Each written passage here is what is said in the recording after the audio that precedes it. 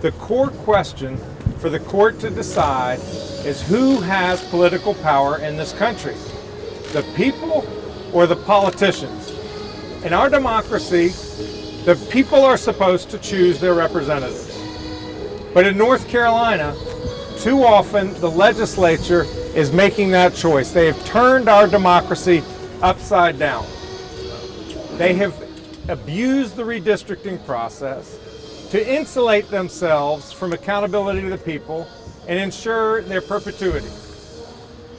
In the last decade, the congressional redistricting map, in a 50-50 state, they passed a law that generated a congressional delegation of 10 Republicans and only 3 Democrats in a 50-50 state. In the floor debate in the state house over that bill, the House bill manager said that the only reason they didn't make it 11 Republicans and 2 Democrats was because that was impossible. So earlier this year, my team and I filed a brief in the North Carolina Supreme Court arguing that partisan gerrymandering violates our state constitution's declared rights to free elections, free speech, free association, and equal protection. The court agreed with our arguments, reaffirming that all political power resides with the people. They struck down the old maps and ordered the legislature to draw new, fair ones.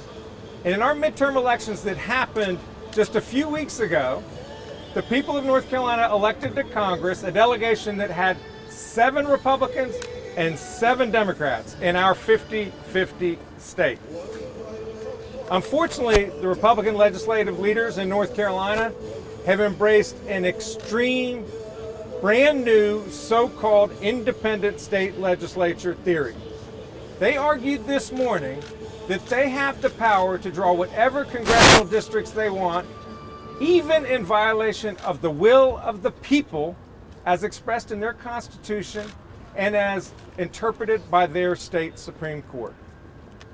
To our state legislators, it is about power over democracy, politicians over people. The state of North Carolina argued the absolute opposite. We want to support and defend our state constitution's provision that says all political power resides in and is derived from the people and is founded upon their will only. I want to thank Don Verrilli for ably arguing on behalf of the state of North Carolina. I want to thank my Solicitor General Ryan Park and his entire team for their excellent work on this case throughout. And I want to thank the many brilliant legal minds from across this country, both Democratic and Republican, who have stood up for our democracy. Our Supreme Court faces a true test with this case about their belief in the people's power. Let us all hope and pray that they pass that test and do not fail our nation. Thank you for having me today.